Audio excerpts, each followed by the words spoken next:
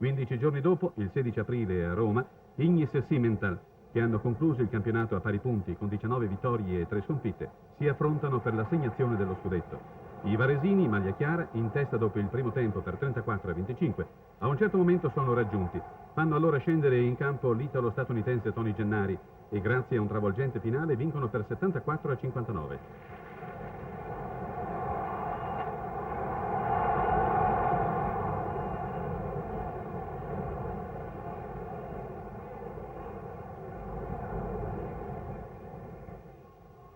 Al termine, esultanza dei tifosi di Varese, che si stringeranno attorno ai loro beniamini. Una gioia vana, però. Scoppierà clamorosamente il caso Gennari.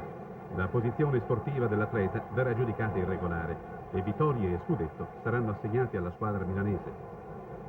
Conclusione un po' triste, quindi, di un campionato bellissimo.